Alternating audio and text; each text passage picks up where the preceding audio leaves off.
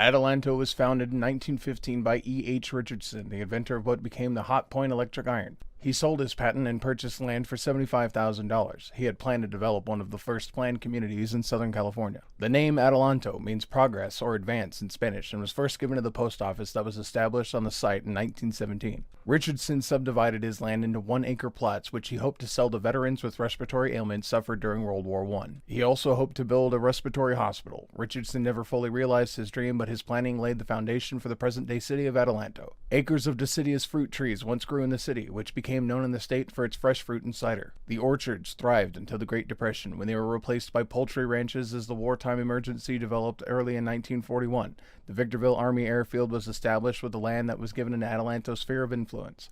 In September 1950, the airfield was named George Air Force Base in honor of the late Brigadier General Harold H. George.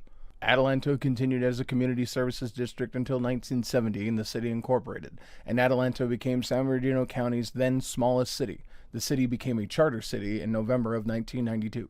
Adelanto had a card room called the High Desert Casino, which operated from 1975 to 1997.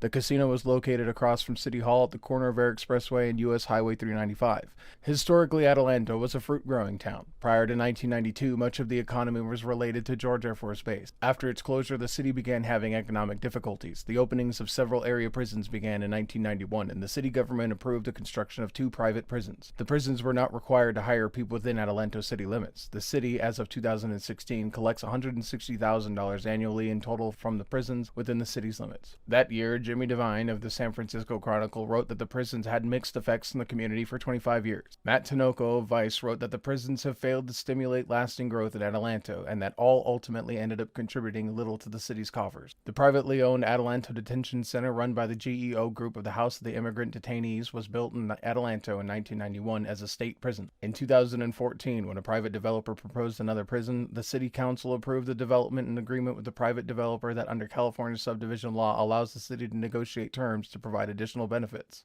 The city had little latitude to deny the private projects as the land was approximately zoned for use as a prison. Upon the legalization of the sale and distribution of cannabis in 2016, marijuana cultivation has been considered a possible new source of revenue for the city. Companies must be licensed by the local agency and state to grow, test, and sell cannabis, and the city may authorize none or some of these activities. The city decided to allow multiple types of marijuana businesses, including cultivation, manufacturing, and retail sales. By 2019, 2 cannabis dispensaries were serving recreational users as the city council considered proposed changes to the city's cannabis laws to generate additional revenue to help close the city budget gap. Adelanto is the only Victor Valley municipality to allow storefront cannabis dispensaries. This has been the brief history of the city of Adelanto, all information sourced from the Wikipedia page available online.